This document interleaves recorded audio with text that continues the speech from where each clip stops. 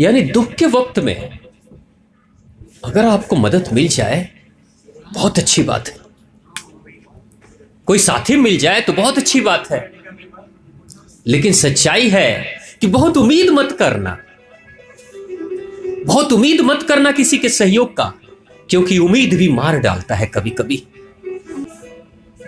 एक भिखारी था, सड़क के किनारे बैठता था, भीख मांगता था, वहीं पे सो जाता था।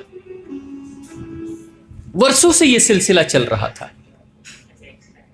ठंड पड़ने की शुरुआत हो गई थी, ठंड का मौसम था। भिखारी सड़क के किनारे बैठा है, जो कपड़े उसके पास कम कपड़े थे उसी कपड़े से गुजारा चला रहा था, आराम से जी रहा था। एक दिन एक सेठ जाता है, कुछ दान दे देता है, खाने के लिए कुछ भोजन दे देता है, कुछ पैसे दे देता है और कहता है ठंड तो बहुत लग रही होगी रात में तुम्हें। भिखारी कहता है हाँ बाबूजी, ठंड तो बहुत लगती है। तुम्हारे पास कंबल नहीं है? नहीं बाबूजी, मेरे पास कंबल नहीं है। सेठ कहता है सुनो, शाम को आऊंगा, कंबल लेकर आऊंगा, शाम को आऊंगा, कंबल लेकर आऊंगा, आज से तुम्हें ठंड नहीं लगेगी। भिखारी कहता है बाबूजी बड़ी कृपा, रात में कांपते रहता हूं, ठिठुरते रहता हूं, बहुत ठंड लगती है, बड़ी कृपा होगी अगर आप कंबल दे दोगे तो। हाँ हाँ निश्चिंत रहो, मैं कंबल लेकर आऊंगा। सेठ चला जाता है, अपने काम में व्यस्त हो जाता है। इतनी फुर्सत नहीं मिलती है कि सेठ को याद रहे कि शाम को कंबल देना है, भूल जाता है। रात में बात याद आती है, जब सोने जाता है, बिस्तर पे चला जाता है, मन शांत होता है, तो सेठ को वो बात याद आती है कि आज मैंने उस भिखारी को कहा था कंबल दूंगा, लेकिन मैं दे नहीं पाया, फुर्सत नहीं मिली, याद नहीं रहा।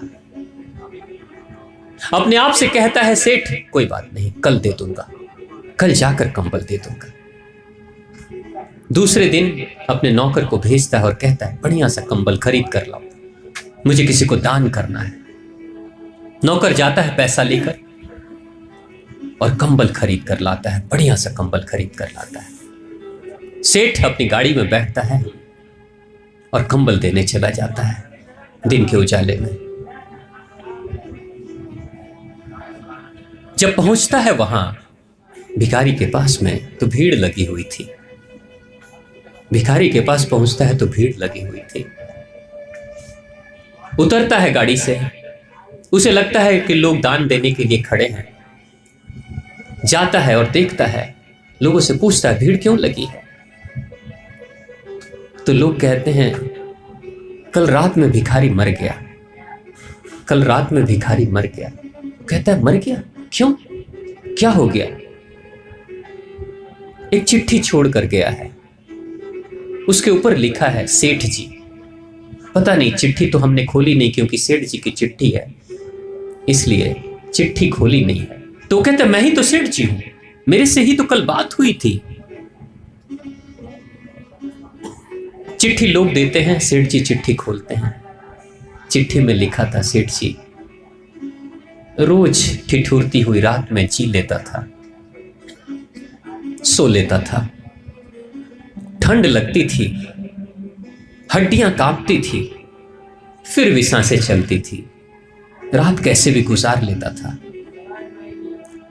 लेकिन जब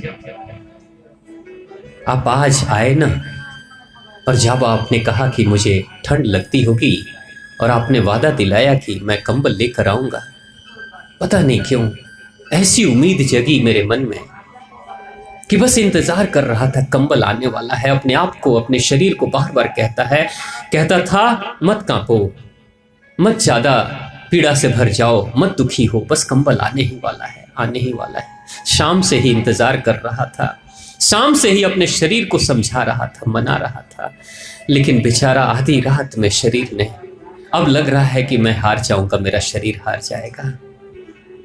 सेठ जी, हो सकता है कि कल मैं आपसे मिल ना पाऊं, लेकिन बस यही कहूंगा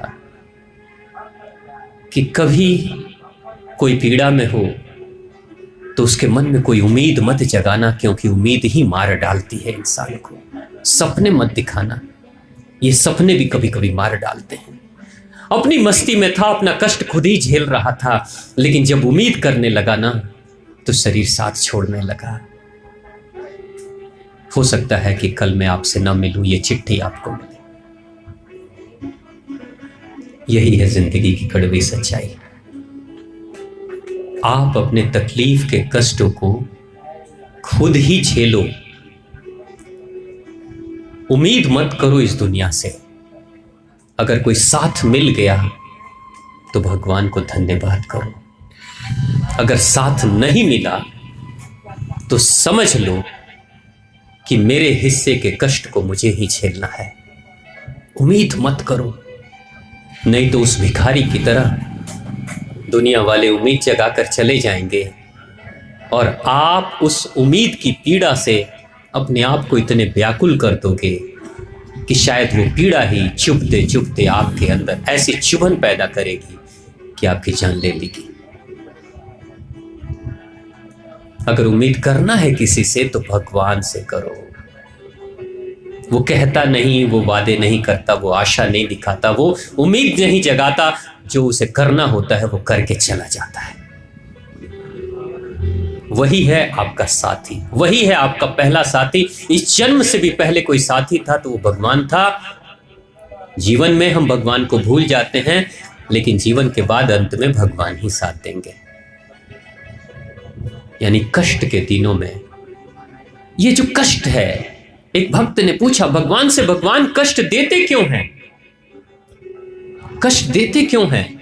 और कष्ट में इंसान को करना क्या चाहिए? भगवान कहते हैं मैं अपने बच्चों को कष्ट देता हूं ताकि मैं देख सकूं कि मेरे बच्चे उस कष्ट में करते क्या है। जब आपके जीवन में पीड़ा हो, दर्द हो, तकलीफ हो, तो आप करते क्या हो, व्यवहार कैसे करते हो? भगवान कहते हैं सुख के दिनों में कोई नहीं पूछता कि सुख के दिनों को कैसे गुजारूं, कैसे जीऊं। कभी आपने किया ऐसा? कभी आप मंदिर गए और जाके माता रानी से पूछा आपने कि हे मैया बड़े सुख हैं, कैसे जीऊं, समझ में नहीं आ रहा? कोई जाता है ऐसा? कोई नहीं जाता, कोई नहीं पूछता। आपके पास ढेर सारे पैसे आ जाएंगे, कभी जाकर भगवान से पूछोगे इतने पैसे का मैं करूं क्या? नहीं, आपको खर्चों का पता है, आप खुद कर लोगे। आपके पास पैसे नहीं होंगे तो भगवान से पूछने जाओगे पैसे क्यों नहीं आ रहे। यानी जब नहीं होता है, जब कष्ट होता है तो भगवान के शरण में जाते हो। जब सब कुछ मिल जाता है तो भगवान को भूल जाते हो। तब तो इंसान कहता है मैं ही हूं, मैंने ही किया, अपनी क्षमता से किया, मैं ही सब कुछ हूं। फिर भगवान कहां याद आते हैं? भगवान यही तो कहते हैं सुख में तो सभी जी लेते हैं, सुख में जीने की कला सीखने की कोई जरूरत नहीं है। सुख में तो सभी जी लेते हैं, जीने की कला सीखने की जरूरत कहीं पड़ती है तो वो तो कष्ट में, वो तो दर्द में है, वो तकलीफ में, अभाव में है, कमी है। कैसे जीऊं, क्या करूं? भगवान कहते हैं मैं उन कष्ट के दिनों में अपने बच्चों को डालकर उससे ये उम्मीद करता हूं कि वो कैसे व्यवहार करके, कैसे अपनी कुशलता को दिखाकर, कैसे अपने मस्तिष्क का, दिल का, हृदय का और अपने शरीर का इस्तेमाल करके इस कष्ट के दिनों से बाहर निकलता है। यानी तकलीफ में मैं डालता हूं, तकलीफ मेरी होती है, लेकिन समाधान उसके स्वयं के प्रयास से उसे तलाश करने की जरूरत पड़ती है। समाधान की तलाश में, समाधान मेरा बच्चा ढूंढ पा रहा है कि नहीं, इसके लिए ही मैं उसे कष्ट में डालता हूं। पहेलियां जो बुझाई जाती हैं बच्चों के साथ, आपने भी अपने बच्चों से पहेलियां बुझाई होंगी। उन पहेलियों का रहस्य तो यही है ना आपके मन में कि पहेलियां तो हमने दे दी अपने बच्चों को, अब बच्चे पहेलियों को सुलझाते कैसे। और जब बच्चा पहेलियों को सुलझा देता है तो सबसे ज्यादा खुशी आप ही को होती है। पहेलियां देते वक्त खुशी बहुत नहीं हो रही है, लेकिन जब पहेलियों को सुलझा देता है बच्चा तो आपको सबसे ज्यादा खुशी होती है। भगवान जब दर्द देते हैं तो भगवान भी खुश नहीं होते, उनको भी लगता है मेरे बच्चे को पीड़ा होगी, दर्द होगा।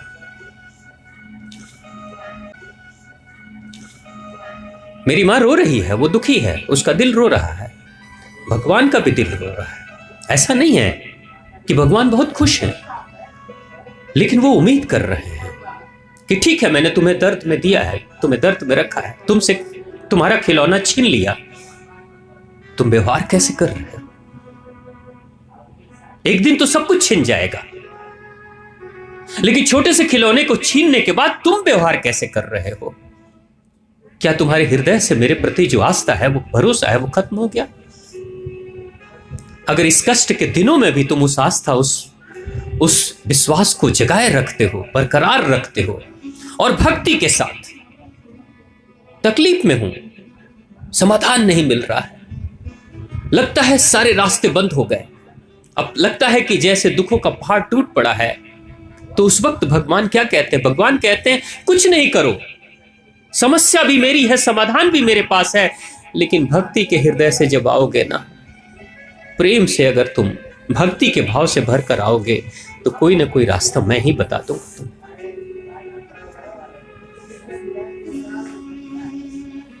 यानी मर्ज भी मेरे पास है और दवाई भी मेरे ही पास है।